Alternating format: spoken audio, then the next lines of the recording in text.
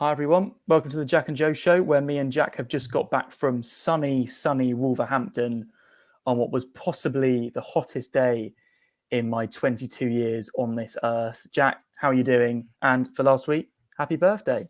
Hey, thanks very much. I didn't just get back. We didn't just get back from Wolves No, because that would have been a very long journey home. Albeit the journey home was very, the very journey home long. was dreadful. It was nice to see Joe Sansom outside of a football ground that wasn't Craven Cottage. It was almost like being in some sort of simulation.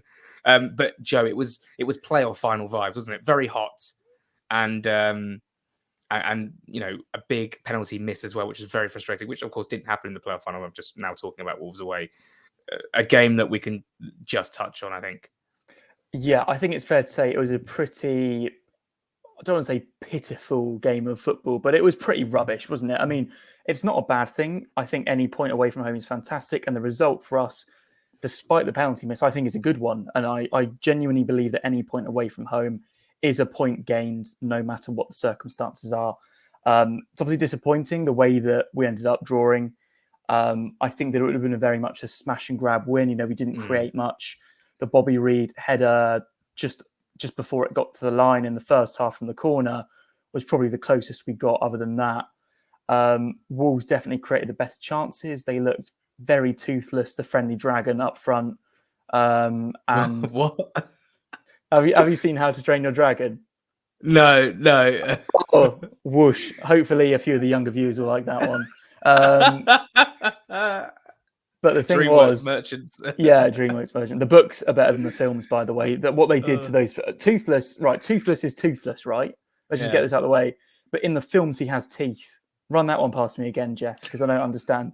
But Wolves were toothless up front, and they had a chance after. What is that? Let's continue. Okay. They had chance after chance. I think that about twice in the first 20 minutes or so, they were in behind Tete, and it was Neto the first time and Hwang the second time, and it was identical. One was offside, one wasn't, but Rodak managed to save both. Then there was obviously the slight mix-up between Rodak and Tosin, where Neto went round the goalie, and for some reason just decided not to shoot, and it was just a bit bizarre. But I wasn't too concerned throughout the second half. The second half, I thought we turned up, and even though we didn't create that much going forward, I thought we were very solid, weathered the storm. Rodak with some time wasting in goal, which was fantastic to watch, but obviously awful to watch if you're a Wolves fan, and exactly the same how we'd be if someone was time wasting against us. I think the main thing we should talk about here, Jack, is we've brought in new signings, in particular defensive signings. They're not in the team yet. And at this moment in time, you can understand why. Well, yeah, I mean, we can go back to last season and we see what Marco Silva did with players who were suspended or be injured. They have to work their way back in the team. They're not guaranteed starters. And you look at the likes of maybe Shane Duffy and Issa Diop.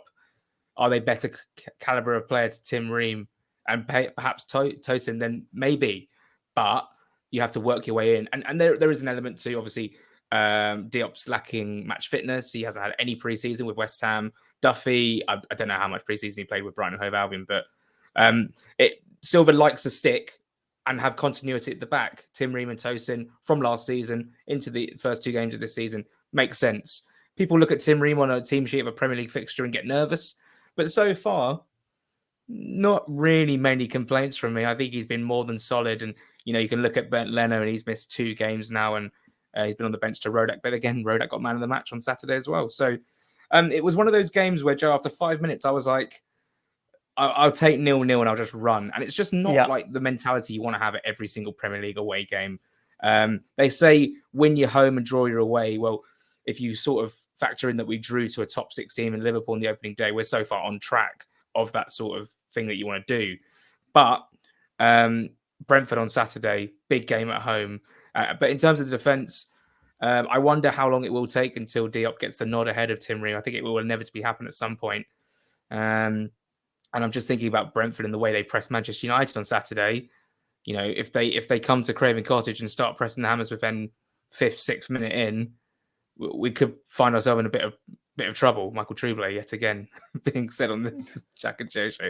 My brothers called me out for it. They say, "Why do you keep saying it?" I say, "Well, it's a long story. But yeah, so for future reference, Michael Truble means trouble. And then you can shorten it down to Michael, and Michael just also means trouble. But right, let's just continue with the football. Yeah. I'm nervous. Yeah, I'm nervous about How to Train Your Dragon. Michael Truble, what is happening? We're only 5 minutes in. Brentford on Saturday is a big game. We got away with one on Saturday, sort of, because of that big miss from Morgan Gibbs-White when the ball got flashed across the box and he sailed one over. But then, of course, Mitrovic had a penalty. And yet again, he angles his body in and makes it quite obvious to Jose Sarr where he's going to go. And this time, Jose Sarr called his bluff and saved it. Very frustrating. And a devastating moment because, again, we genuinely, arguably could be sitting on 6 points. Yeah. That's not even out of the realms of possibility. But Joe, I suppose, any more on Wolves before we move on to those bus stop in Hounslow? Not really. I think that I was obviously more happy with the point against Liverpool, but arguably we deserved the win in that game a lot more than we deserved it against Wolves. So I think the dropped points argument falls more into the Liverpool game, where I think we were the deserved winners and we threw away the game with 2 quite sloppy goals to concede. Whereas Wolves, I mean, it would have been smash and grab if Mitrovic had scored. It was them that were really ruining the missed chances. But again, I argue point away is a good point, and a clean sheet, our first in the Premier League since that Liverpool away game in those lovely months where we briefly thought we were going to stay up. It's been a long time coming, and I'm glad that we got it. This Brentford game is worrying, and I don't mean worrying in terms of, if we lose it, we're down or anything that ridiculous. If we lose it, to be completely honest, it would be awful as Fulham fans in a big derby game, but it's not the end of the world. And to be honest, Brentford so far this season look pretty decent. Albeit they were against Man United at the weekend, who we all know how they looked. They recovered really well game week 1 against Leicester after Leicester had scored from a corner, and then a really good long-range strike from Dewsbury Hall, who seems like a very promising player. Great. De Silva came on and pretty much changed the game from the look of things. It seemed like they upped the tempo straight away. Then he curled in a fantastic goal, much better than his goal against David De Gea on the weekend. But it's clear to see that, the physical style we saw from Brentford last season was there against United and was there in the second half against Leicester. In particular, that first goal that Tony scored in the second half at Leicester to pull one back. Just big physical centre-forward play. It was very impressive to watch. He basically just bullied the defenders. And I am a bit concerned about this style against us. We really battered Liverpool physically. I feel as if we met our match a little bit in Wolves, and the heat, which we haven't mentioned. What an awfully horrendous decision it was to have the fire pre-game. Oh my, that was so stupid. Scorch, these eyebrows are actually drawn on because my original ones went up in flames. No, the style that we saw from Wolves, I thought that it just matched us. And that's really funny. I'm really hoping that against Brentford we can match that again like we did against Liverpool, because otherwise I think we'll be in trouble. I'm a bit concerned about Tony up against Ream. Ream, I think, has been our better centre-half this season so far, but from a physical point of view, he's not the strongest, he's not the biggest, and Núñez bullied him a little bit when he came on game week 1. For that reason, I mean, it wouldn't surprise me to see someone like Duffy or Diop come in. I don't think they will, but if they did, from a tactical point of view, I would understand it, because I feel like they might be slightly better equipped at dealing with Tony. It's the balls into the channels that they play, the long balls, and Tony knocks it down for one of the fast runners like Mbeumo, possibly even Damsgaard playing at the weekend, or Lewis Potter. And it works really well. And it was that channel ball that caught us out a few times when it was Tete, who actually had a good game overall, but he was caught out in the first half at Wolves a few times. I just think we need to play exactly intensity and physicality style like we did against Liverpool. And I think that's the way to win this game. I think if we do that, then we can win it. I think we can cause their defence problems. Leicester certainly did. United didn't, but, again, Man United tax at this moment in time. And I just feel like this is a game where I would not be devastated with a draw. But we 100% have to go for the win, because 5 points from 3, Jack, in the Premier League would be a fantastic start for a newly promoted team. Yeah, and unbeaten as well. It's Yeah, frustrating because both Forest and Bournemouth have lost one game. They've also both lost one game and both won one game, so they're sitting above us in the table. But I'd argue that we've probably had the better results out of all of them, really. I'd say we've had the Drawing, hardest start out of all of the yeah, teams there. yeah, a draw to Liverpool, and could you imagine if Tim Ream got on the wrong side of Nunez and Nunez did exactly what he did to Joachim Anderson Yeah, on Monday night? That was horrendous, by the way. Nunez should be, he's obviously going to get a 3-match ban, but and then the subsequent abuse that, our dear friend, not friend, but lover, not lover, lover. Joachim. Joachim, let's just move on. We're having a shocker today. Joachim Anderson got on social media, like in all seriousness, with the Lampardian transition I just did. With all seriousness, it's not funny, and we're having a shocker today. Don't do that sort of stuff. And Joachim Anderson's like the nicest guy as well. Like, Yeah, weird. And he was the one who had the better game than Nunez, and yet he's the one. It's unbelievable. Don't direct abuse to players after football games. It generally doesn't help anyone in that situation. Let's Brentford. I suppose let's sort of give a little score prediction. Then we can talk about the weekend's results and where everyone's sitting and how you're feeling about certain teams, because it's always interesting to talk about other teams winning the Premier League because it's relevant and it's a more condensed league than the Championship, albeit by 4 teams. But score prediction, you said draw. Yeah. But specifically, we're talking 1-1 Dresmond. I think this one's a 1-1. I think it'll be the 2 big hitters. I think it'll be Mitrovic and Tony both scoring. I can see us putting balls into the box, causing them issues. Mitrovic wanting to make up for the penalty miss. I can see Tony causing us a lot of issues as well. I mean, a lot of people don't want to admit it, myself included. He is a good player. And we just have to admit that he's a good centre forward and the style works very well. I'm interested to see how we do cope with their physical style. I'm interested to see if we can impose the style we showed against Liverpool, especially when it's not as hot. And it was hot on Saturday for both teams, but I think it hampered us more in terms of the style we wanted to implement and probably couldn't because of that, and also because of Wolves, who I do think stifled us and Mitrovic in particular very well. I think 1-1. I think it will be an unchanged side as well. What do you think? Oh, team selection. I mean, again, sorry. I think it'll be unchanged, but it would not surprise me if Kearney played instead of Pereira. Yeah, no, Pereira did drop a bit of a poor game, and do you put this down to the heat, or an off game, or just genuinely just not a good player? And you look at the performance against Liverpool. I think Pereira is at best when.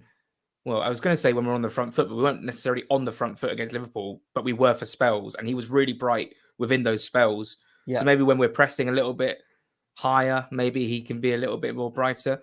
But yeah, he wasn't great on Saturday. And when Kearney came on, I felt that was the right move just to stabilize us a little bit, because there was when they brought on Adama Traore, I was like, oh my god, this is we're in trouble now.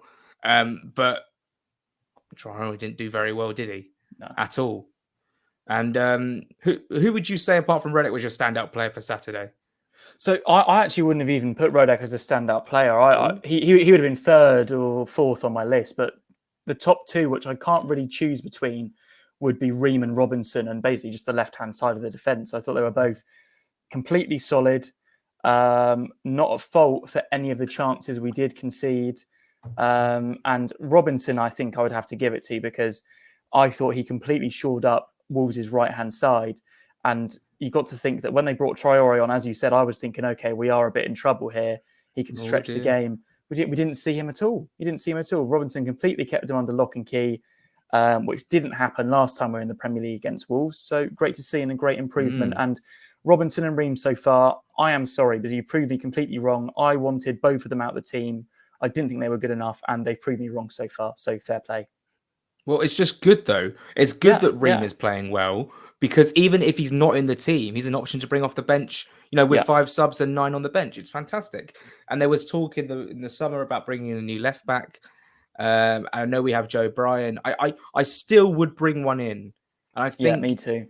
I think that Joe Bryan, we haven't seen anything from him this season. Obviously, he's damaged, broke his arm or wrist or something. Wrist, I think, or hand, yeah. So I suppose we'll see. Maybe he gets a run out against, in a cup game if he's back for Crawley. I'm not too sure. Yeah. So we were going to move on to Premier League. So I just realised there's transfers to talk about. The window is still open, and Justin Kluivert looks like he's on his way to Fulham, and it's been one that's rumbling for a while, Joe. And because of the injuries to Wilson and Solomon, wingers have now become a priority for us, and it looks like we could be getting in not one but possibly two. Yeah, I mean, I think I said it all on Saturday that the wingers that we brought on were essentially Jay Stansfield, and congratulations on your Premier League debut. You did well. Brilliant. And well deserved. But on the other side, it was Tyrese Francois that was basically playing left wing when he came on briefly. And that's just, I'm glad that Tyrese Francois and Stansfield got game time, but they're not our winger options for the Premier League.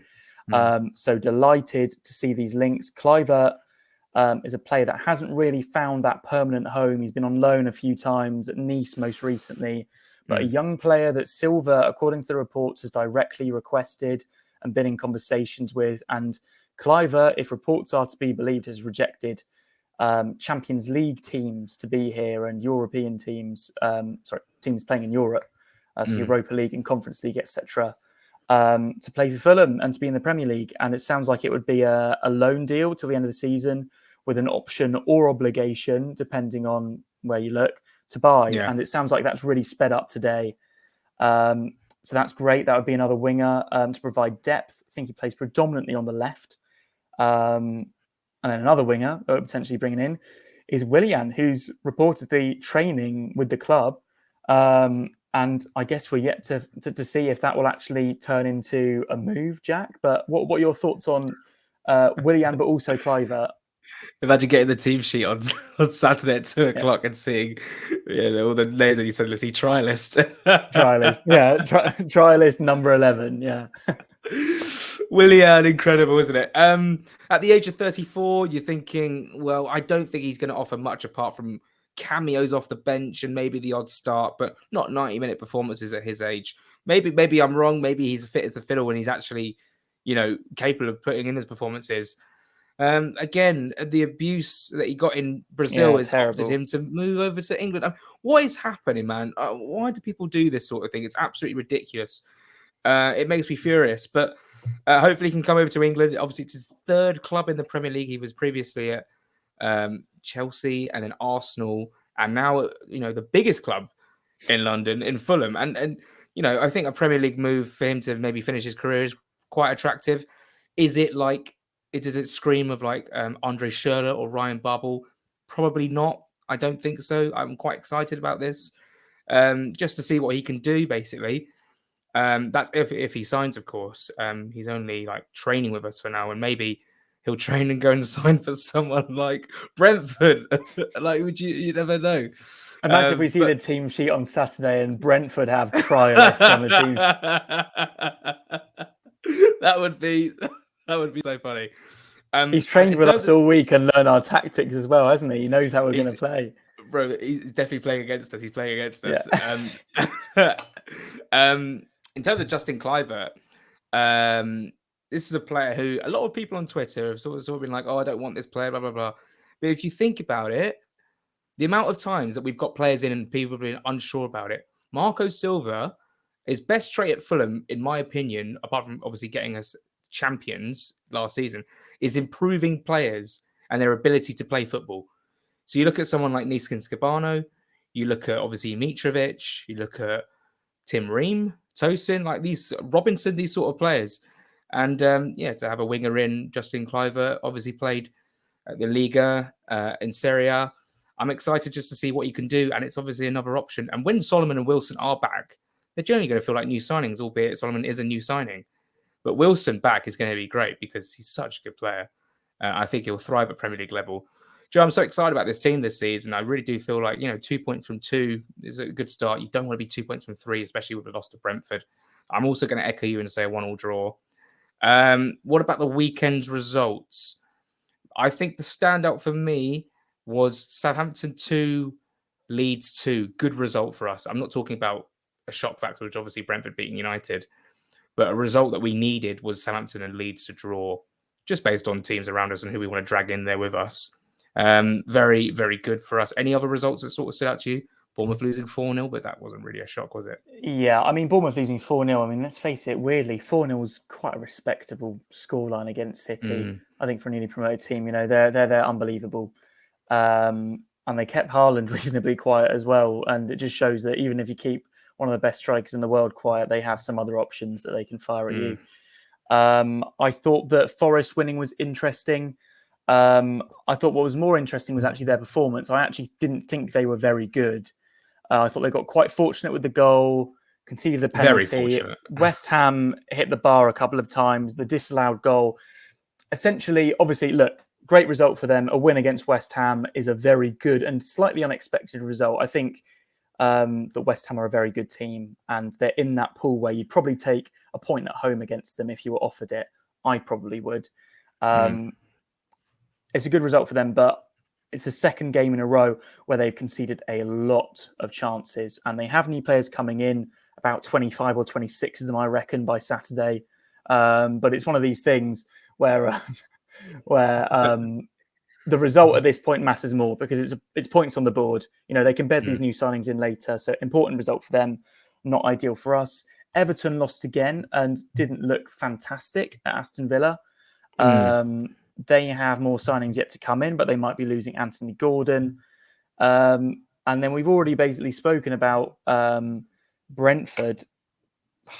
There's not too many teams at the moment that I'm looking at and thinking, you look destined to go down. It seems to me to be a very open race and not one that's low in quality at all this time around. It feels like every team has some quality, and it should be quite an entertaining relegation battle, which hopefully we can watch slightly more relaxed than we have in previous years and not be too involved. But it feels like we're going to be down there, even as good as we have been in these first two games, just due to the quality of the league.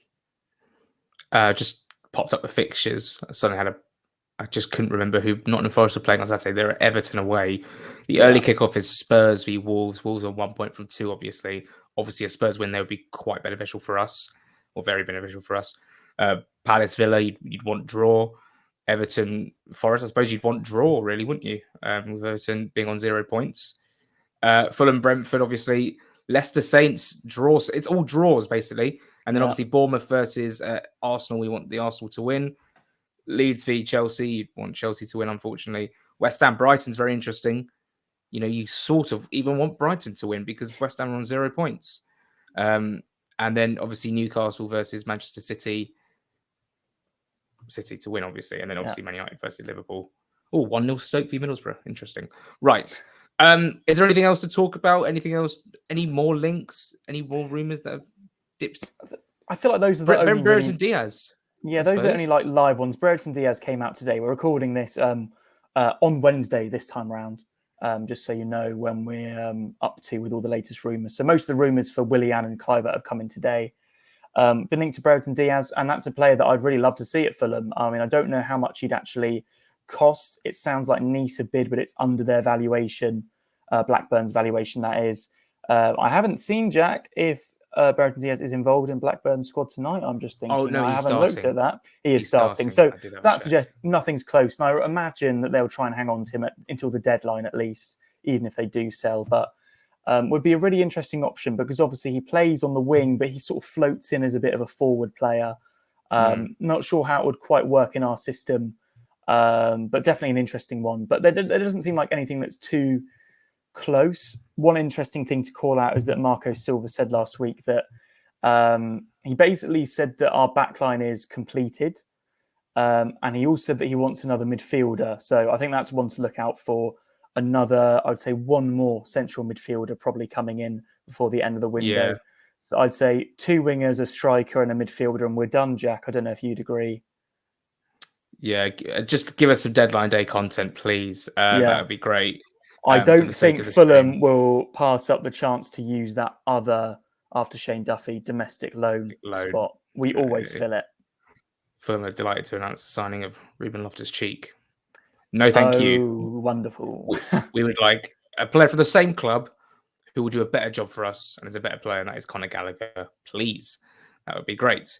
In terms of a striker, yeah, that guy Niang was linked from Marseille as well, Yeah, and that seems to have gone very quiet. I think that will probably rumble on because obviously Rodrigo Muniz is still wanted by uh, Middlesbrough, who tonight are 1-0 down at the moment. They're playing up front. They're playing like Watmore and someone else who yeah. wasn't, I don't think is a recognised striker. So interesting, given that Chuba Akpom scored 2 goals on Sunday as well against Sheffield United. So who knows what's going on up in Middlesbrough. I was just going to ask you a question. How are you feeling right now? If you saw the team sheet on Saturday and you saw that Rodak was starting again, you're the biggest Leno fan I know, and we've yet to see him in a Fulham shirt. I would completely understand it. To be honest with you, Rodak's just kept his first Premier League clean sheet. And the interview with Rodak with the Athletic is really, really interesting because it basically says what Marco Silva suggested a few weeks ago in a press conference, that as soon as last season ended, he told Rodak and Gazaniga he's bringing in another goalkeeper to replace Fabry as the third competition in the squad. And Rodak named Leno as someone that he was expecting to come in for a long time, because obviously the players see the rumours as well. Leno in training looks happy, Rodak looks happy, and it's all about keeping squad harmony up. You can't just drop a player because I don't think it would be unjustified to drop Rodak, and people may call me harsh for this, but Rodak nearly cost us the game on Saturday with Tosin. Not just him, Tosin did as well. So I wouldn't be against either of them being dropped. There's another day that ends 1-0 to Wolves, and they're both responsible. But I would expect it will be the same team. Rodak to start in goal. He made some good saves. He commanded his box well. He was quick off his line again. I don't think it'll be too long before Leno starts for us, and that's just because he's been brought in to be number one. And I think the quality will eventually show. He'll definitely start against Crawley if he hasn't started against Brentford as well. And you imagine that'll be where a few players get their first starts, such as Diop, Duffy, possibly Mbabu as well, possibly Cliver or Willian if they're in by then. And it's just one of these things where I think it's going to take a few games to see where we're at. For the time being, there's no need to drop Rodak. But in answer to your question, I would be perfectly happy to see the team sheet and it be the same team, let alone just Rodak, the same team that started against Wolves. But I think that Leno will start sooner rather than later. Yeah. Next Wednesday on the Jack and Joe show, we'll have not one but 2 games to look over. Obviously, the most recent being Crawley, which will be the Tuesday night, and obviously Brentford. And hopefully we could talk long and hard about that one and we pick up the 3 points, even though we both predicted a draw. Just finally, very, very impressive from the under 21s the other night. Was it under 23s? Under 21s? Under 20? Doesn't matter. I think it's 21s 3-0 now. win. It's weird, yeah. Yeah, it's changed. I don't know why that's changed, but a hat-trick for young Luke Harris. Now then, what a player we've got on our hands. And, maybe with the extended bench that we have this season, we will see a bench appearance from him, and not just at the end of the season when you play the youngsters a little bit. I'm talking throughout the 38-game campaign. Hat-trick for him. And, Chelsea were playing some strong players in that team as well. The likes of Ben Chilwell and a couple of others that I can't quite remember. But there was Chalabar, there was Hudson-Odoi. Oh, no, Hudson-Odoi didn't play in the end. Hudson-Odoi was rumoured to play and didn't. Ampadu was playing. It was a decent team. Very decent team. Very good stuff, isn't it? Encouraging. Yeah. Yeah, and it's one of these, I agree with you that I'd like to see him on the bench. You look at the other day, we've got Francois and Chalabar on the bench, 2 players that I do like, but, they're 2 players that offer similar things in terms of a more reserved midfielder. We obviously have Kearney, who's a bit more advanced, but I would love to see Harris on there in replacing either Francois or Chalabar. It would be fantastic to see him on the bench. He was against Liverpool, obviously, when we had slightly less depth, but it would be wonderful to see him against Brentford. So next week, look back at Brentford, look back at Crawley, and look ahead to the Arsenal. I mean, that's going to be interesting. Arsenal away is coming up, and we're looking forward to it. Joe, it's been an absolute pleasure. Pleasure as always, Jack. Thanks everyone for watching, and if you're going to the Brentford game, enjoy it and make some noise. Oh yeah, please do make some noise. And I wonder if we will play Hey Jude before kickoff. That would By be the way, interesting. that would be an absolute own goal. But if they do play it, then sing it because Brentford fans are going to sing it. Well, I mean, if we play it, it'll wind them up. And but there will be a lot of talk on Twitter. Oh, you're trying to be us, blah blah blah. Look at because we are, you could already look and see the narrative on Twitter on the Monday or Sunday morning. Joe, I suppose we'll speak next week, and everyone enjoy the Brentford game. Behave yourselves, obviously, and I suppose subscribe. Yeah, that was Yeah, subscribe to the please channel. subscribe. We're trying to get to 5K, and it will hopefully, surely, but slowly and surely, going to get there. Joe, we'll see you later. Yeah, see you later. Thanks, everyone. Bye, everyone.